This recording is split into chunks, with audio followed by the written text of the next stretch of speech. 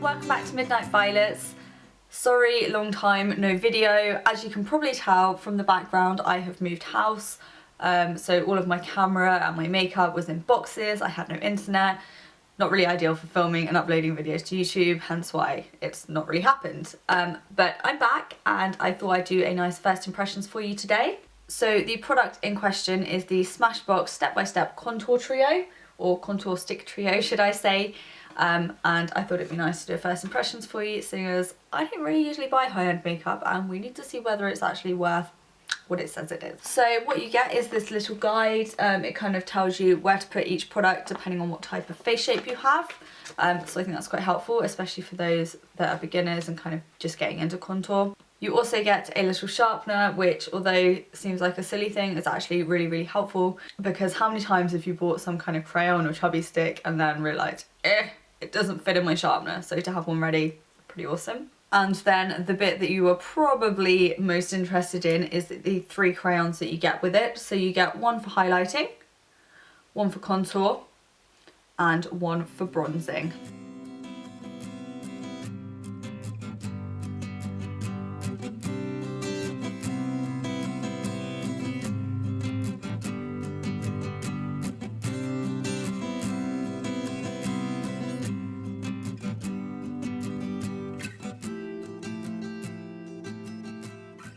I've actually just swatched those for you. You probably saw that because I did a close-up. So the bottom one here is the bronzing stick, the middle one is the contour, and the one at the top is the highlighting. First thing to note is that they're all matte, including the highlight shade.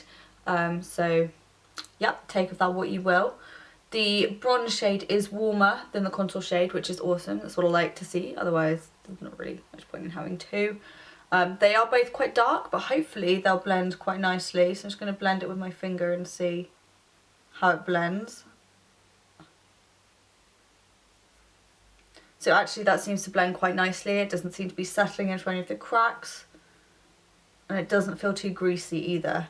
My only concern is perhaps the highlight shade, because I've got such pale skin, is not really going to work. But we'll give it a go. So I am just going to tuck all of my hair behind my ears just so you can see my face properly. Probably should use a hairband, but I don't have one to hand, as I said.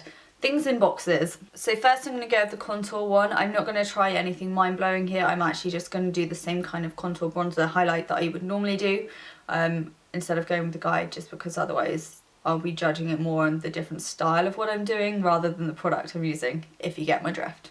But perhaps I will do a blog post and include some pictures as well of the guide and how that works out. So I would normally contour just under here.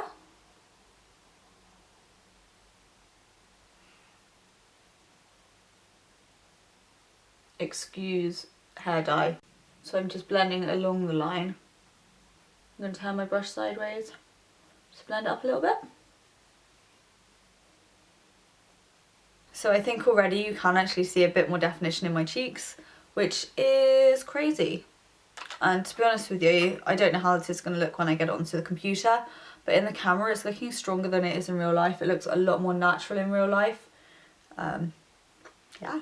So now I'm just going to go in with a bit of the bronze one. I usually put that around the tops of my forehead and just on the tops of my cheeks where the sun would normally catch me. So let's see how it goes. I'm a little bit scared this one's going to be too warm for me though. Maybe just...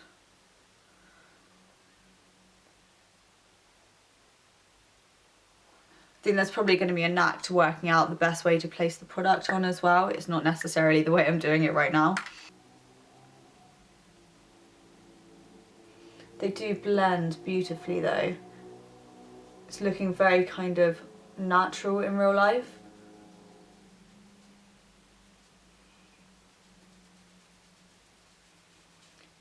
For those interested, I'm using a Nev Cosmetics brush. It's their Sculpt brush. It's amazing, by the way. So I probably could have done with drawing this a bit closer to the hairline and then blending it out. But I'm sure a lot of people watching this video probably could have told me that that was a better way to do it.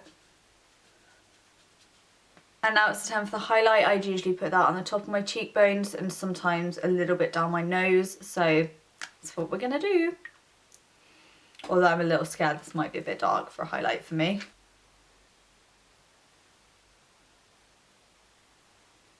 In fact, this might actually even work well as a concealer shade. Seeing as I just used that brush for a dark colour, I'm just going to blend this with my fingers now, and that also will help me work out. And then we can also see how this works blending with the fingers too.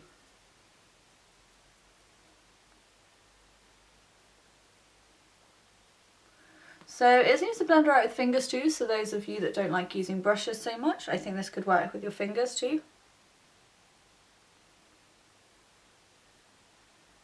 Just going to try putting a little bit more contour on and just seeing how buildable it is.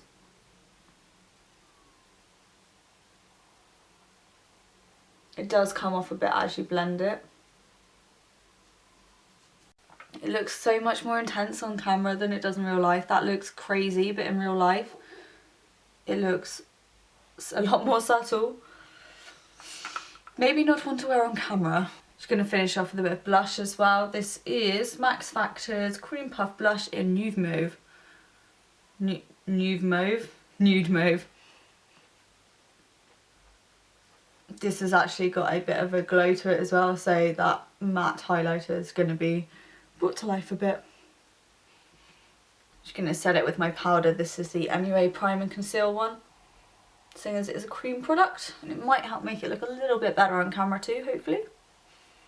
Seeing as it does look pretty strong on camera. So there we go, that's kind of the finished look with that kit. So far so good. I think that they blend really nicely. They are easy to work with.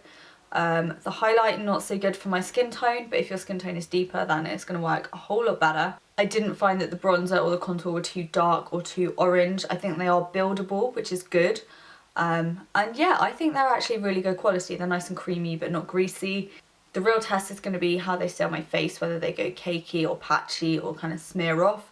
But so far so good. The only negative so far is that they do show up a bit strong on camera. In real life it looks more natural, so perhaps just one for every day rather than like events where you might be getting a picture taken. But I can look over that because I think it's really nice. Anyway, so that kit is priced £35 and available from Boots. I will leave a link down below for you. As always, you know, can be helpful. Thank you so much for watching, guys. Don't forget to subscribe down below if you like what you saw, and I will speak to you again soon. Bye, guys. Oh, look at my shiny hair.